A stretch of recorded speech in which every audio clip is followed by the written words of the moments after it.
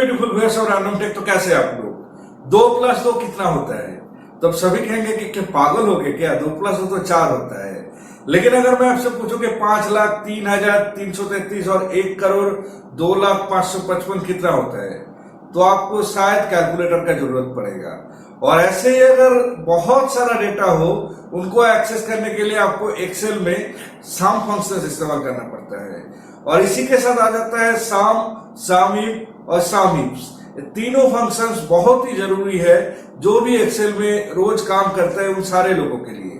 तो चलिए आज हम लोग इसी बारे में बात करेंगे कि सम, सामीप और सामीप्स फंक्शन कैसे काम करता है और कैसे इसका लाभ लेके आप 1 घंटे का काम 10 सेकंड में कर सकते हैं। तो चलिए वीडियो में आगे बढ़ते हैं, लेकिन आगे बढ़ने से पहले अगर आप इस चैनल पे नए हैं तो सब्सक्राइब करना बिल्कुल नहीं भूलिएगा। साथ ही साथ बगल वाला घंटी बटन को इतना जोर से बजाइए कि जब भी रैंडम टेक की तरफ से कोई भी नया वीडियो आए आपका फोन का नोटिफिकेशन सबसे पहले आ जाए। जैसे कि आप सबको पता है कि आज हम लोग एक्सेल का एक बहुत ही कॉमन फीचर एसयूएम साम फंक्शंस के बारे में बात करने वाले हैं। साम मतलब एडिशन, आप सबको पता है, मतलब 2 से ज्यादा नंबर को अगर ऐड करना है तो उसके लिए साम फंक्शंस का इस्तेमाल किया जाता है।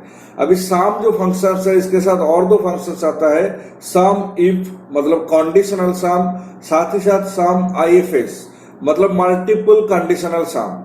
अभी ऐसे में आज हम इन तीनों फंक्शंस के बारे में बात करेंगे।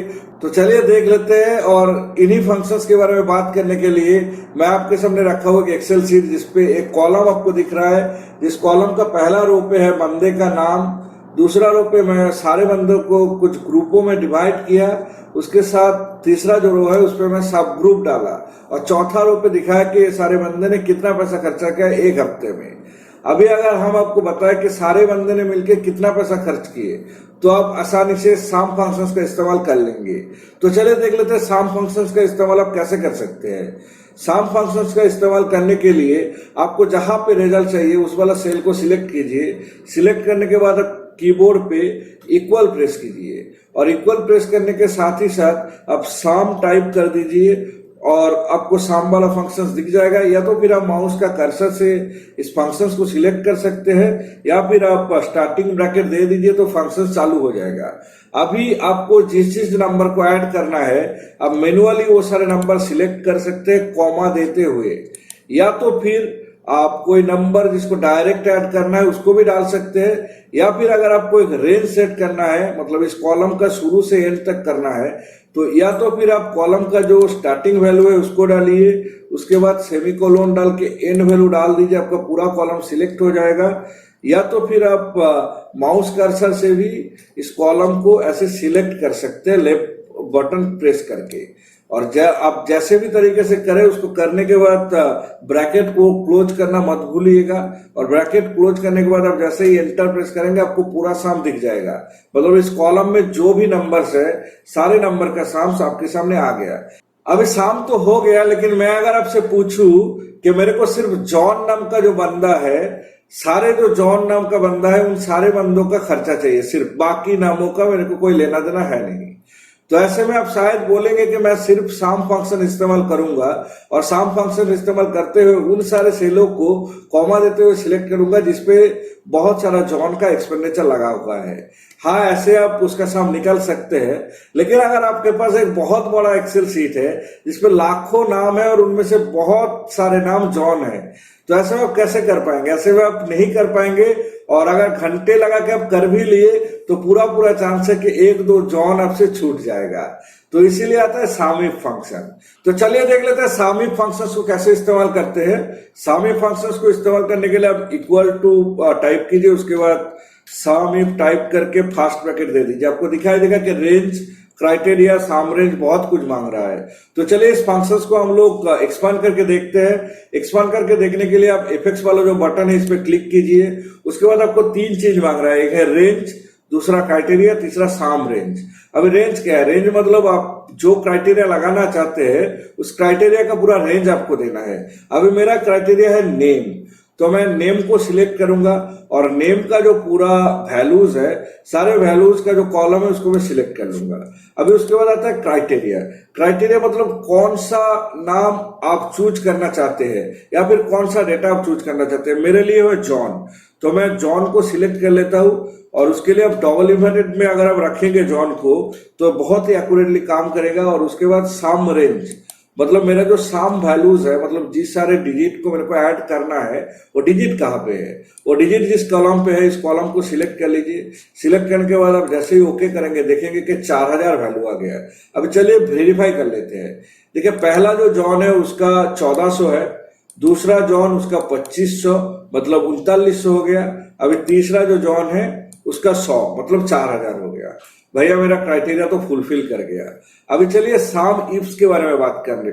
अभी अगर हम आपसे कहे कि मेरे को सिर्फ और सिर्फ ए बी या सी ग्रुप का जो जॉन है उन सारे जॉन का डेटा चाहिए, बाकी जॉनों का मेरे को कोई लेना देना है नहीं, तो ऐसे में आप क्या करेंगे? तो ऐसे में आपका दो क्राइटेरिया हो गया। एक हो गया उसका नाम जॉन, दूसरा हो गया उसका ग्रुप, वो है ए बी सी या डी। तो ऐसे में आपके लिए जो फंक्शंस अवेलेबल है वो है सम IFS। तो चलिए सम IFS को कैसे इस्तेमाल करते देख लेते हैं।